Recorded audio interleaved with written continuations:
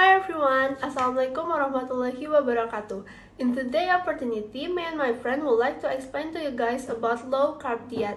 But before we jump into the explanation, I'm going to introduce you to the member of our group.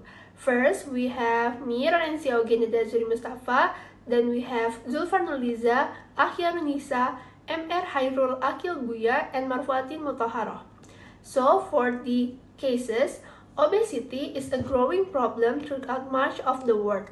As a result, weight loss methods are widespread and are part of popular culture. In recent years, one of the most dominant yet controversial dieting trends has involved plant restricting carbohydrate intake. The diet limits carbohydrate intake partly to control insulin release by the pancreas. The metabolic rationale behind this eating plan can be linked to glycolysis, the citric acid cycle, lipolysis, gluconeogenesis, ketosis, glycogen metabolism, fatty acid oxidation, and hormonal regulation. We are going to discuss about the definition, the measure, causes, and impacts, the mechanism of low carb, the benefit of low carb diet, risk of low carb diet, and the prevention of obesity and management. So, what is obesity? According to WHO, obesity is a chronic complex disease defined by excessive fat deposit that can impair human health. What is the causes? It is caused by genetic, lack of exercise, high calorie intake, portion size, and unhealthy food. And what are the impacts? Obesity can increase the risk of various diseases such as diabetes, cardiovascular disease like hypertension and HLD, osteoarthritis, and more. Mechanism of low carb diet in weight loss. First, decrease glycolysis and insulin secretion. Lowering glucose index reduce glycolytic activity, insulin secretion decrease, minimizing fat storage. And the second, increase lipolysis and fatty acid oxidation. Low insulin activity, hormone-sensitive lipase, triglycerides are broken into glycerol, and free fatty acid undergo in beta oxidation in mitochondria to produce energy. And the third, increase ketogenesis. In the liver, excess fatty acids are converted into ketobody, for example, like acetoacetate and beta-hydroxybutyrate, and then ketonize serve as alternative fuel for brain and muscle.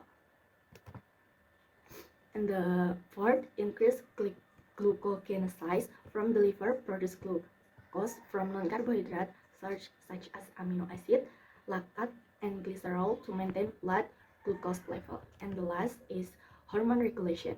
Lower insulin and high glucagon level promote catabolic pathways, may increase adiponectin level, energy fat metabolism.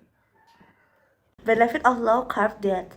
So first, effective short-term weight loss, often due to fat loss and reduced water retention. The second, appetite suppression, possibly due to ketone effect on hunger-regulating hormones. And the third, improved insulin sensitivity and better glycemic control, especially beneficial for type 2 diabetes. And the fourth, enhanced lipid profile, increased HDL, high-density lipoprotein, and decreased triglycerides. And the last, may support improvement in fatty liver and metabolic syndrome. Hello everyone, my name is Rico and I'm going to talk about the risk of low carb diet. Before we jump into the next topic, we already know about the benefit, right? About you are going to lose your weight, but in this session, I'm going to talk about the risk of low carb diets. So, there are severe problems that you will get after you gain this diet. For example, nutritional deficiency, muscle cramps, and also digestive issue. Some of these severe problems can cause you like feel tired, fatigue, and weakness. Because, for example, like we limit our carbohydrate, you also limit your energy profile. Because our body will produce energy from the liver, and the liver will break down into the ketones, and this chemical will be provided in our body to get energy. So that's why after you eat carbohydrate food, you will get more energetic and feel strong. But in this diet, you're gonna feel tired, fatigue, and weakness because you limit your carbohydrate intake. The second one is digestive issue. Many of food, for example, like papaya and potatoes that contain low carbohydrate, this can help your digestive problem because you limit your carbohydrate intake or maybe this metabolism, your body will cause the digestive problem, for example constipation, diarrhea, and bloating. And the third one is muscle cramp. We know that muscle cramp not only exercise, but this can occur muscle cramps because many of carbohydrate containing electrolytes. These are very essential for our muscle because when these minerals are depleted, the nerve can become more sensitive, so making muscle more prone and we feel like cramps in our legs. This electrolyte loss is usually highest during 1 until 4 days until you take this diet. That's why you must be careful.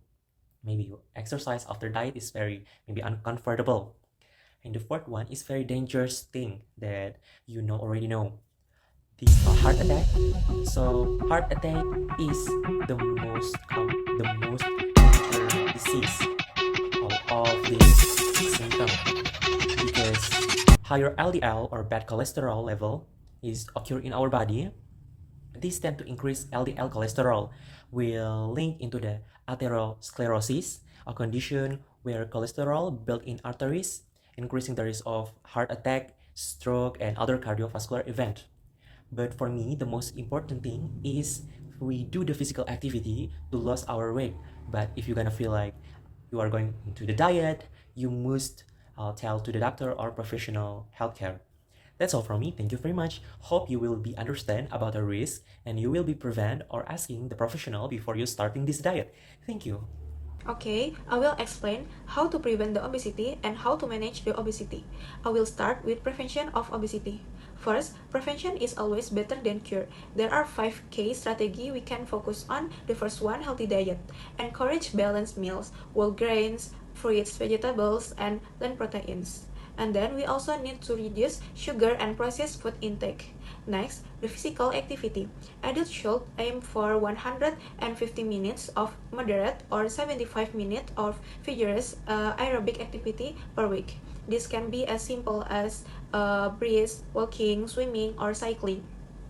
And the next, behavioral change. Developing healthy habits is essential. Mindful eating, portion control, and limiting screen time are simple but powerful change. And then, the early intervention. For children and adolescents, it's important to monitor weight and BMI early. Preventing obesity and youth can reduce the risk of lifelong of complication. The next one is health education and public campaigns. Education in school and community-based awareness campaigns are key to building a culture of health. Next, I will continue with management of obesity. Now, if obesity has already developed, management is critical. It usually requires a multidisciplinary approach which includes the following: dietary intervention. It means calorie control. Diet should customize for each individual. Some may benefit from low fat, low carb, or so on. And then the next one, a physical activity program. Structured exercise combining aerobic and strength training is more effective in burning and maintenance muscle mass. And then the behavioral therapy, consuming method like negative behavioral therapy or motivational interviewing help address emotional or physiological eating the patterns.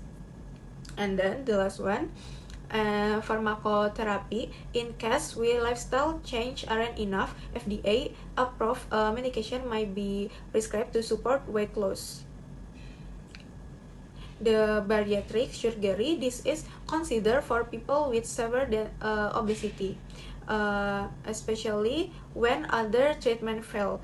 And ongoing support, weight loss is not a one-time achievement. Long-term support and follow-up are the essential to prevent weight regain. In summary, obesity is complex, but with the right combination of prevention, intervention, and support, it is manageable. Let's continue promote health discuss in our family, school, workplace, and communities. Okay guys, I'm gonna give you the summary of our explanation about the low-carb diet. First is that low-carb diet shifts energy metabolism from glucose toward fats and ketone. The low-carb diet effective for weight loss and metabolic health when used appropriately, and the nutrient intake and long-term effect must be carefully monitored. The professional guidance is essential for safe and sustainable use. Thank you so much everyone for listening our explanation about the low-carb diet. See you next time. Wassalamualaikum warahmatullahi wabarakatuh.